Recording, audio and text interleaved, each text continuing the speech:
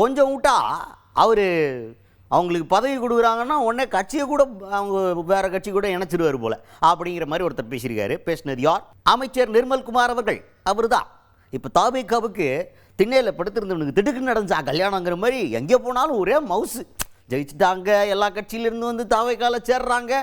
எந்தெந்த கொடி வச்ச கார்லாம் ரோட்டில் போயிட்டு இருந்துச்சோ எல்லா கொடியும் கழட்டி போட்டு தாவேகா கொடியை மாட்டிட்டு சுற்றிக்கிட்டு இருக்காங்க பல பேர். இந்த மாதிரி ஏகப்பட்ட மவுஸ் பயங்கரமாக ஏறிக்கிட்டு இருக்கு. அப்படிலாம் ஏறிக்கிட்டு இருக்கும்போது அவங்க யாரை வேணாலும் எப்படி வேணாலும் எள்ளி நகையாடலாம். அப்படி நிர்மல்குமார் அவர்கள் என்ன சொல்லியிருக்காரு அப்படின்னா, எடப்பாடி பழனிசாமி அவர்களை பற்றி ரொம்ப பயங்கரமான ஒரு விமர்சனத்தை வச்சுருக்கார். என்ன, ஒன்றிய அமைச்சர் பதவி ஒன்று கொடுக்குறோம்னு பாஜக சொல்லிட்டாங்கன்னு வச்சுக்கோங்க, எடப்பாடி பழனிசாமி அவர்கள் யோசிக்கவே இல்லாமல் அப்படியே தூக்கி போய் அதிமுகவை பாஜகவோட இணைச்சாலும் இணைஞ்சிருவார்.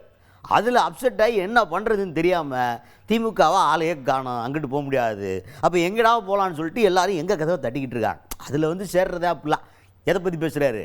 முன்னாள் அமைச்சர்களாக இருந்த கடம்பூர் ராஜு அவர்கள், இந்த மாதிரி உடுமலை ராதாகிருஷ்ணன், இந்த மாதிரி இவங்கெல்லாம் வந்து இங்கே சேர்ந்தாங்கல்ல, அவங்க தாவேகால இணைஞ்சதை பற்றி இப்போ பேசியிருக்கிறாரு நிர்மல்குமார் அவர்கள்.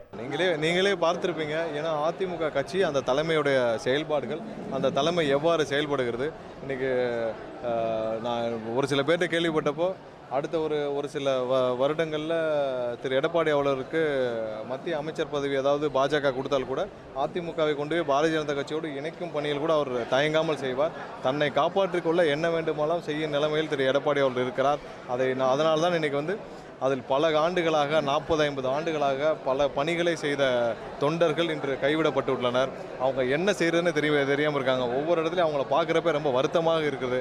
ஏன்னா 45-50 ஆண்டுகள் புரட்சித் தலைவரை நம்பியும் அம்மாவை நம்பியும் உழைத்தவர்கள் இன்று அந்த பாதையை மறந்து திமுகவுடனே கூட்டணிக்கு போகணும்னு முயற்சி செஞ்ச எடப்பாடி அவர்களை அடுத்து என்ன செய்வார்னு எப்படி நம்பி பயணிக்க முடியும்னு கேட்குறாங்க.